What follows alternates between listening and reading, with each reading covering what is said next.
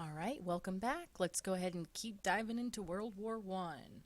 So Europe plunges into war, setting the stage. By 1940, Europe had been divided into two rival camps.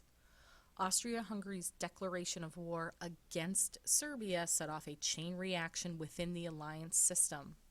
All countries kept their word, and all of Europe became a part of the largest, most destructive war the world had ever seen. All right, nations take sides. So by mid August 1914, the battle lines were clearly drawn. We're going to have the Central Powers, and it's going to be Germany and Austria Hungary. We're going to have the Allied Powers, and the countries are going to be Great Britain, France, Russia, Japan, and Italy. So Italy had been a member of the Triple Alliance, but they switched sides once the war broke out because they felt their partners had started the war unjustly. Italy tends to be a flip-flopper country. They do this again, and keep that in mind. They are the flip-floppers. All right, so here we go. The Allied powers, they are the green. We have Russia, Great Britain, and France, and Italy, and then other countries, Greece, Serbia, Romania, Portugal, they all jump in there too. But the main ones that you need to know, Great Britain, France, Italy, Russia, right here on this map. Central powers, we're going to have Germany, Austria-Hungary, Bulgaria, and Ottoman Empire. And then neutral countries, the ones who don't take sides and stay out, Spain, Switzerland, Netherlands, Norway, Sweden, Denmark, Albania, they just keep out. All right, so a bloody stalemate. So as the summer of 1914 turned into fall, the war turned into a bloody stalemate or a deadlock along the Western Front.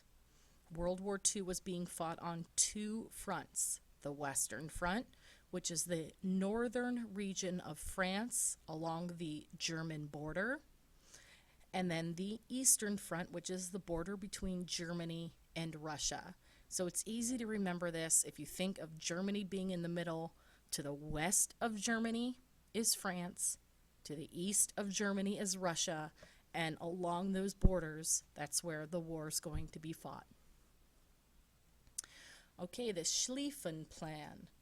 Germany's battle strategy was named after General Alfred Graf von Schlieffen.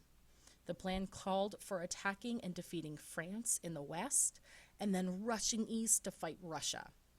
The Germans felt they could carry out such a plan because Russia lagged behind the rest of Europe in its railroad system and thus would take longer to supply its front lines. Speed was also vital to the Schlieffen Plan. German leaders knew they needed a quick victory over France. So, quickly defeat France along that western front and then rush east to that eastern front and fight and attack Russia. That was the plan. The first battle of the Marne. The defeat of the Germans left the Schlieffen Plan in ruins, and a quick victory in the west was no longer possible. In the east, the Russian forces had already invaded Germany. Germany was going to have to fight a long war on both the eastern and the western fronts. Realizing this, the German High Command sent thousands of troops from France to aid its forces in the east. The war on the Western Front settled into a stalemate, a deadlock. Nobody gains land, nobody's a winner, nobody's a loser. It's just kind of at a standstill. All right, war in the trenches. By early 1915, opposing armies on the Western Front, which is that front between Germany and France, they had dug parallel trenches, which are kind of like ditches in the ground, to protect themselves from enemy fire. Soldiers fought each other from these trenches, which made for a great loss of life with little land gained. Life in the trenches was miserable. The trenches were full of mud and rats. Sleeping was impossible. So here's a photograph of what life in the trenches was like. So you see here a gentleman with a gun getting ready to pop up and maybe shoot some of the bad guys. Right here we have another soldier who is asleep underneath a blanket, kind of sitting up. Another soldier sleeping right here with a blanket on him. Another soldier right here sleeping. He's got a blanket on him. Kind of miserable looking. All right, so now you guys need to open up your textbooks to page 848, and you're going to fill out the next 4 slides on the weapons of war. So we're going to have poisonous gas, the machine gun, the tank, and the submarine. So fill those out. All right, so even though many felt the new weapons would shorten the war, all they did was kill greater numbers of people more effectively.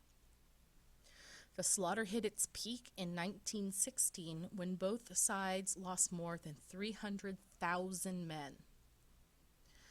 With all the loss, neither gained much territory. The Germans gained 4 miles, while the British had gained 5. So now let's quickly talk about the battle on the Eastern Front. The war in the East was a more mobile war than in the West. Along the German and Russian border, forces fought, and even though stalemate was not as common, the slaughter was just as gruesome as in the West. In 1914, when the war began, the Russians and the Germans were both doing well, but by 1916, the Russians were near collapse. Russia is going to struggle. So, causes of the Russian collapse. In 1916, Russia was not industrialized, and this led to major shortages in guns, food, ammunition, clothes, boots, and blankets. The Allied supply shipments were being blocked by the German control of the Baltic Sea and the North Sea. And Germany's ally, the Ottomans, were blocking shipments from Allied colonies in the south. But there is a positive, which is Russia's numbers.